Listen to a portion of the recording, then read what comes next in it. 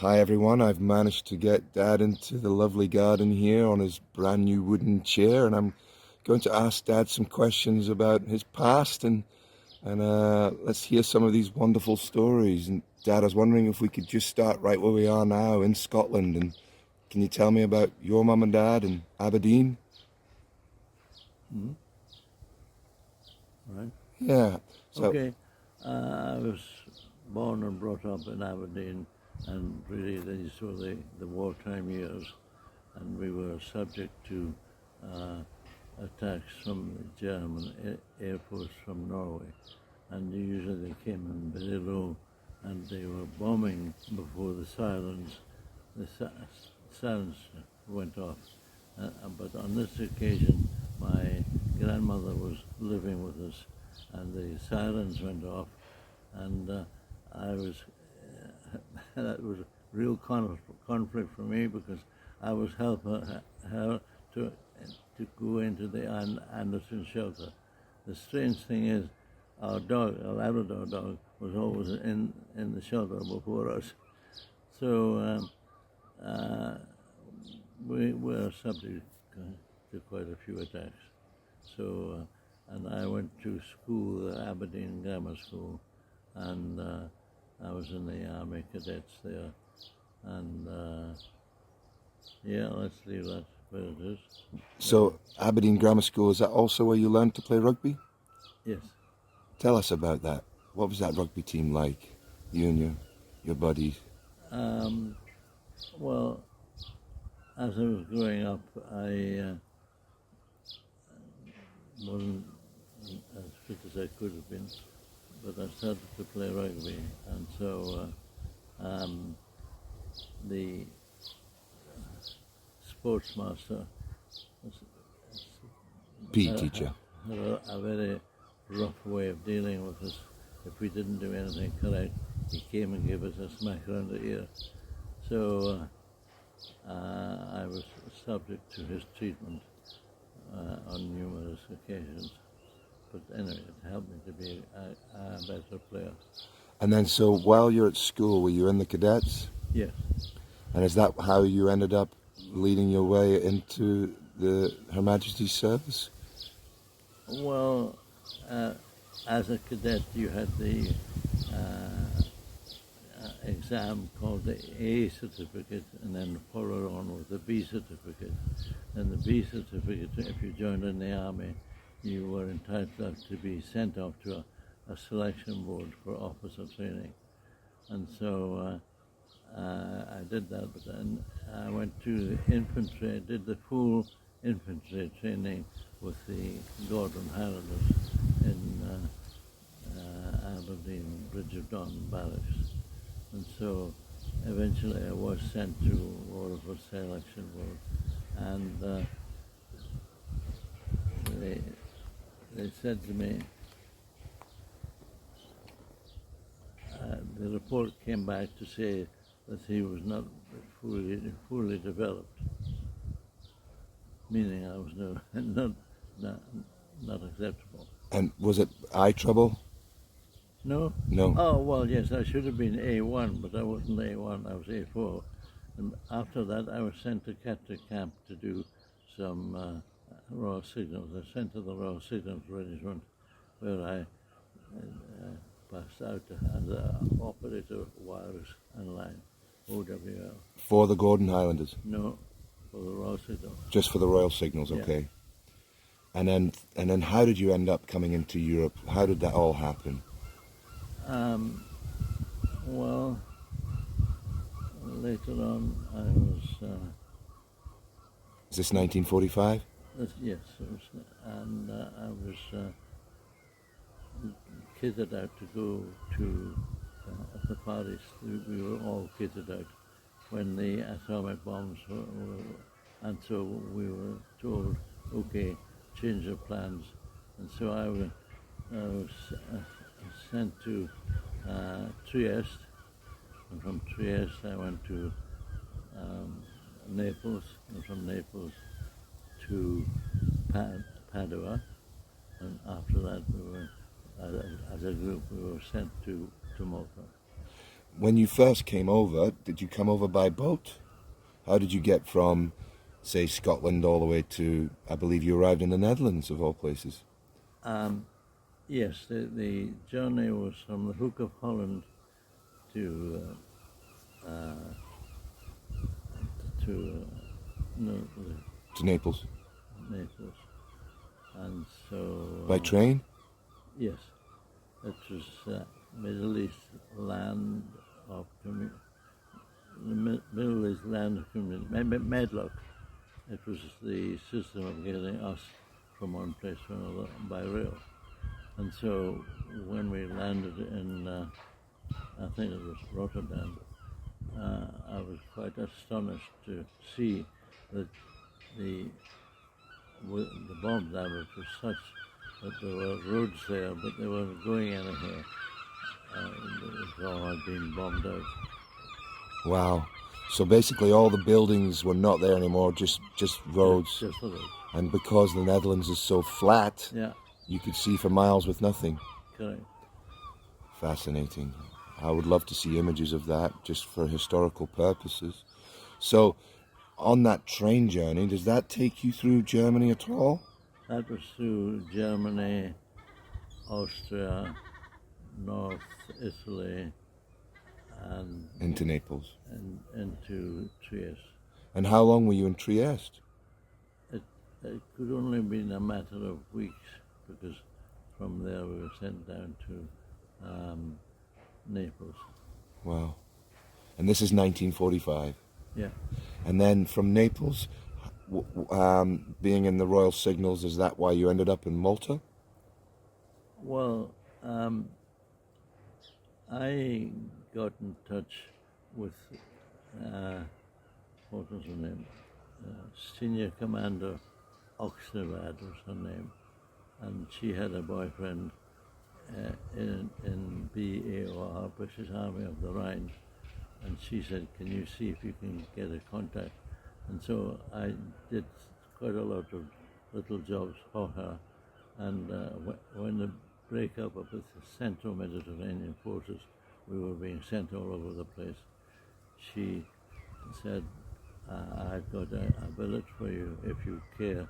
You're going to go to Bucharest, I think it was, in the embassy. Would you like that?" And I was really torn by, yes, I would like it, but we had decided wherever we would go as a group. And so as a group we were sent to Malta. Malta. And how old were you then, Dad? Can you remember? 21, 21 years of age. yeah. Wow. And how many years now was it 3 years you spent on Malta? Oh no, just, I think only about 2 years. 2 years. And how did that then lead you to India, where I would love to learn more about? When you were discharged from the army, there was the opportunity to see a vocational officer, and so he said, I said to him, "I want to go abroad, whatever happens, I want to go abroad." So he said, "Okay, you can go to Rio, and Rio? as a banker." And I said, "Oh no, thanks. Too far away. No, that's I'm not very good with figures." So the next job was sailing up and down the river Hooghly in North India, taking on luggage and things onto a paddle steamer and discharging them at the other end. I said, yes, that sounds great. Until they gave me a medical and they said, you have difficulty seeing out of your right eye. I'm sorry, we can't give you the job. So after that, I was given a chance of an opportunity of an interview in 1 to 4 Great Tower Street, London, which was the headquarters of Malayalam plantations. And I was interviewed there for a tea planter. But the guy who sent me for the interview said, "Would you like to be a tea planter?" So I said, yes, I'll be a tea planter. And then I thought about it and said, what does he do? And what does he do? He ends up being there 10 years, am I correct? 8 years. 8 years.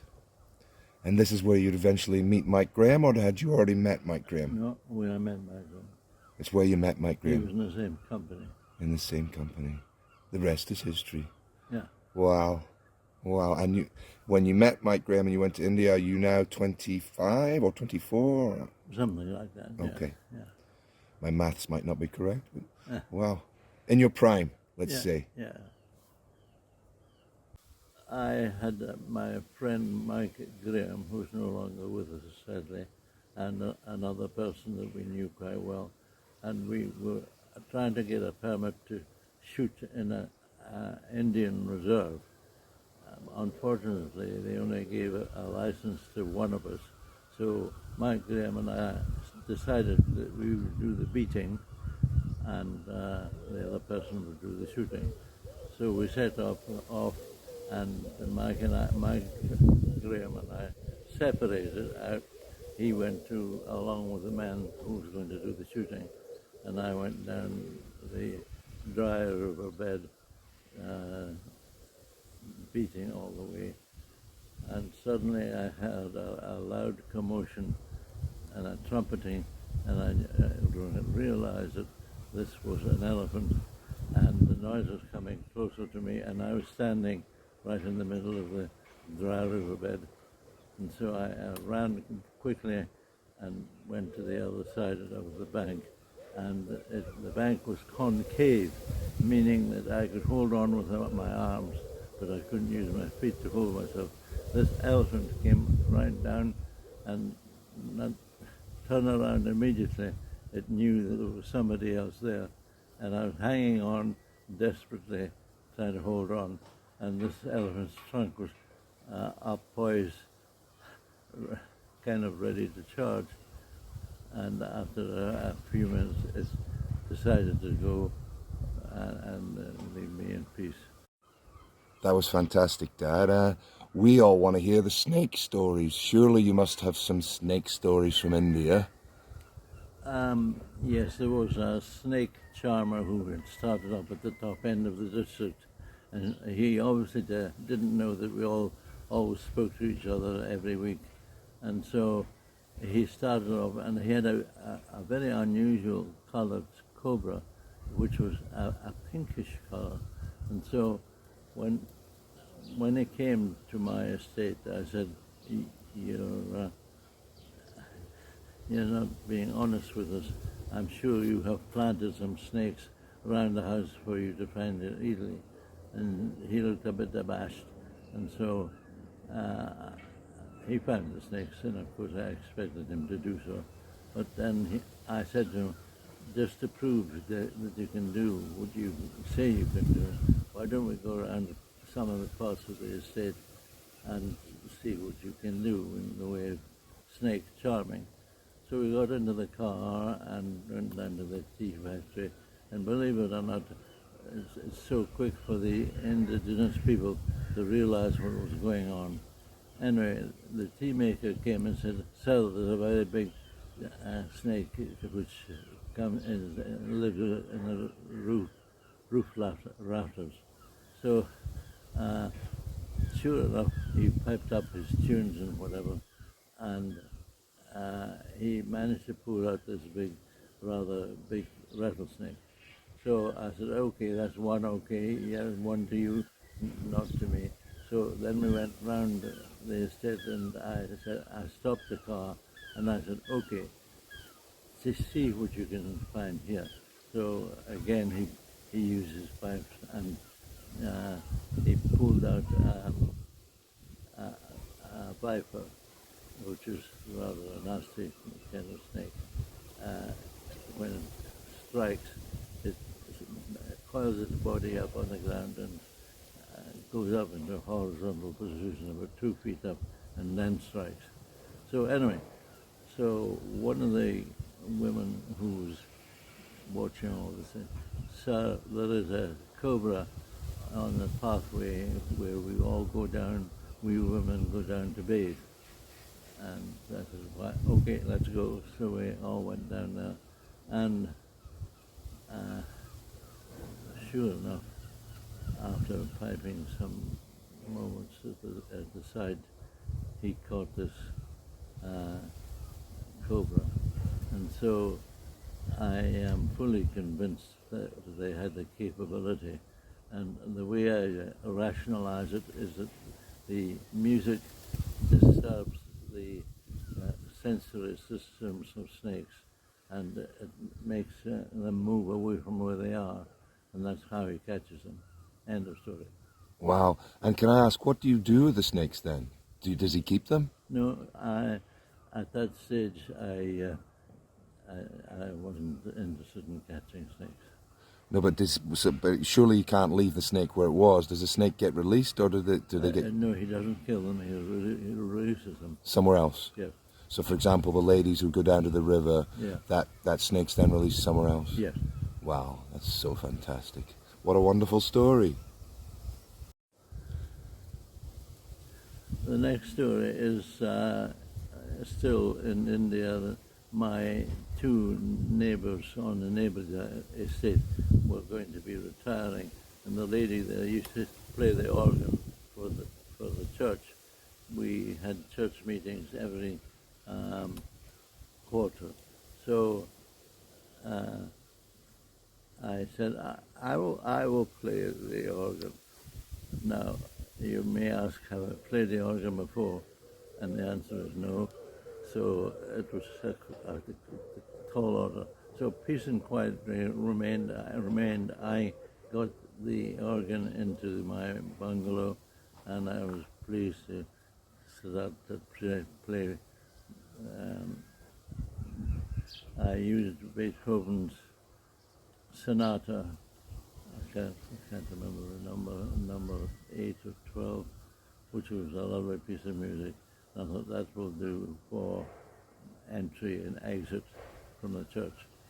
So I was then given later on. I was given the number of hymn number of tunes. So the bullock cart came to the estate to take this organ to church, and so I decided that I would just check that everything was right later on. So when I went to the church, I found the beadle, the man in charge of organizing things in the church, and I saw that the keyboard was all about 45 degrees from the normal position, and I thought, oh, thank goodness I won't have to play. And he turned around and he said, oh, that's always the case. Just let me sort this out. And he gave the organ a huge big kick, and all the keyboards fell straight. So I had no excuse. So came the day of the church service, and I was playing my exit and entry tune, Beethoven, and I had practiced that very well, so I was quite happy to play that. And then he said, and then when he said we will sing hymn number so and so, I was suddenly overwhelmed by the noise of and I realized, oh, the people are singing, and I was not adept at finding my place if the music had started. And so when I started a beat or so later, the priest got down on his knees, and he was obviously praying for my benefit. And so that was a very embarrassing situation. Oh, I would love to have seen that, Dad. Absolutely love to have seen that. And well done for you to taking on such a responsibility. Yeah, it could have been better. Dad, a question I've actually never asked is, how did you meet Mum? Tell me about that, please. Well, I was on a farm near Norton,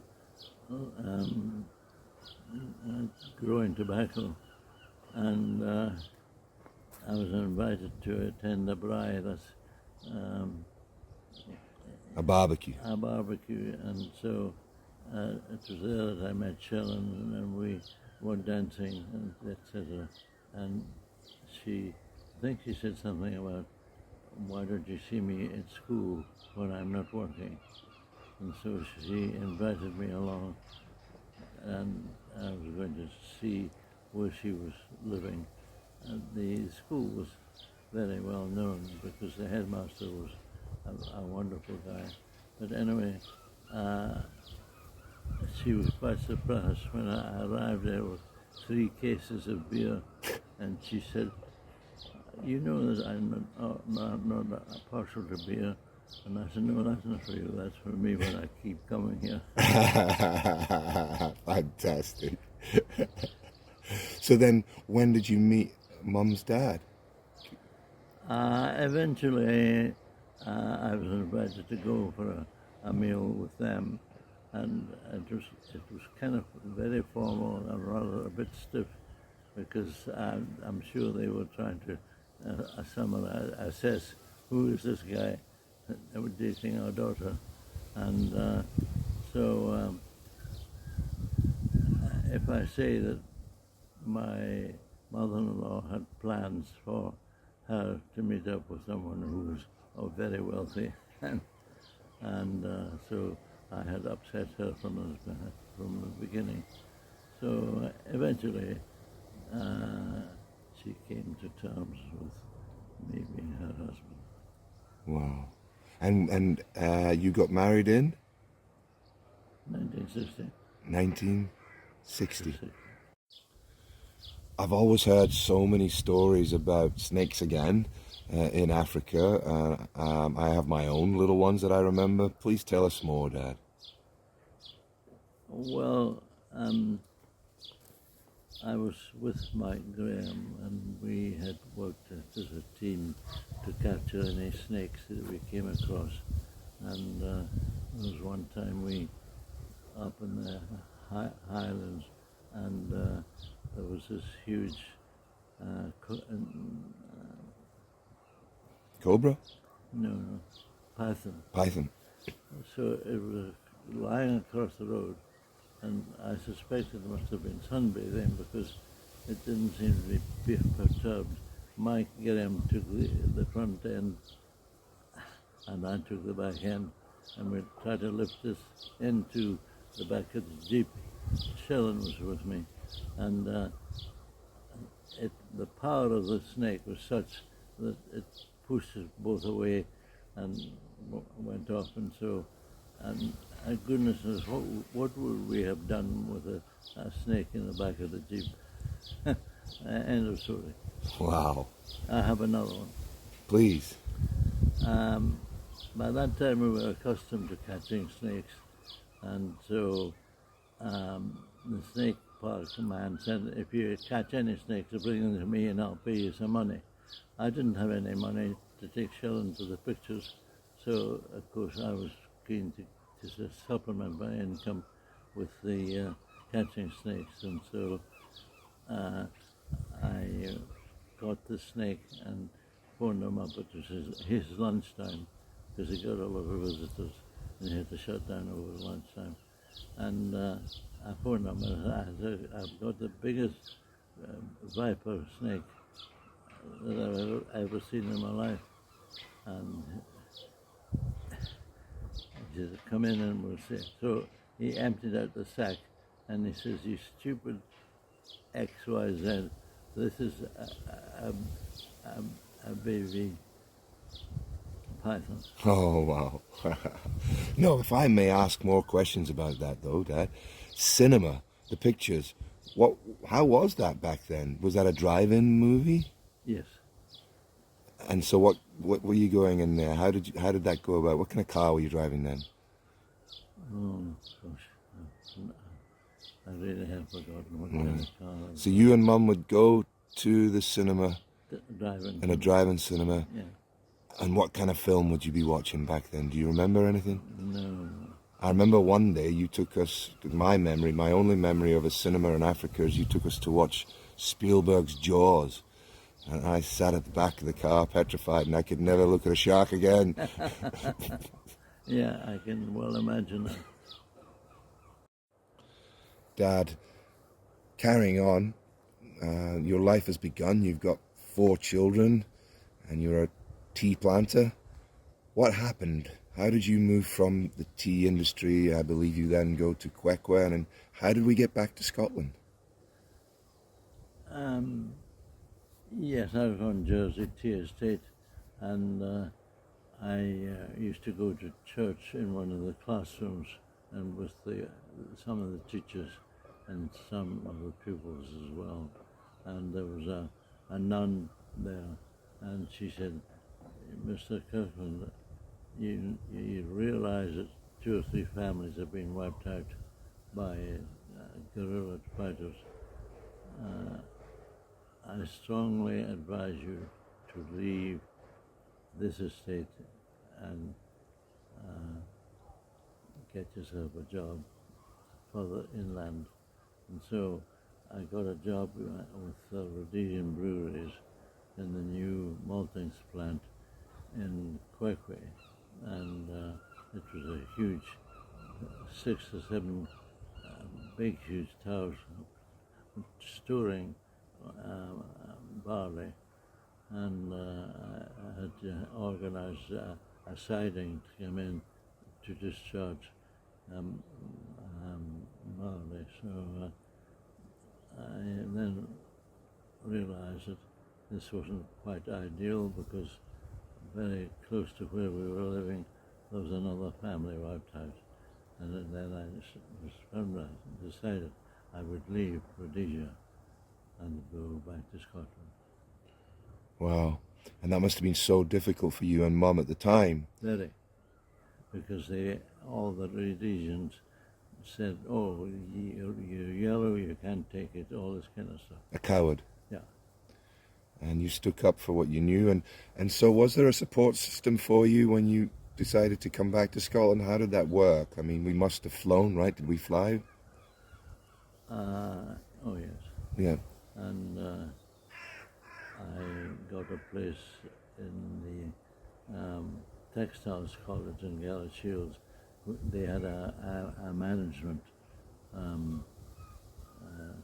side of it, and so I decided to do a postgraduate course in personnel management. But you'd already been studying as a psychologist while you were on the tea plantation. Oh yes, that was several years of that, and I actually failed because the trouble is with the 2 major subjects which I had was sociology and psychology, and if you failed one exam, you failed a lot. So it was not easy. And that was like an open university style of course. Yes. You once told me that actually your books had arrived for you to learn and somebody actually stole them all. Yes, I ordered the books, and I was told that they had arrived, and then when I looked the next time, there were no books at all. They'd all gone. What a challenge. And then you successfully took us all to Scotland. And then that's where the story continues, and it's where we've been ever since.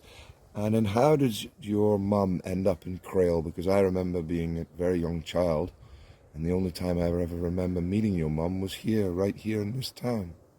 Yeah, she followed my niece wherever she was.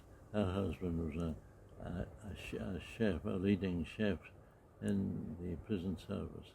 And so wherever the niece was posted, Mum followed. So the last place she came was here in Crail. And so we have been looking at lots of properties in Scotland, and somebody said, "Why don't you go to Crail where your mother is?" And so that's how we arrived here. And then how did Galashiels come from there? Or Tweedbank even? Tweedbank, yes, I got a job with a chemical company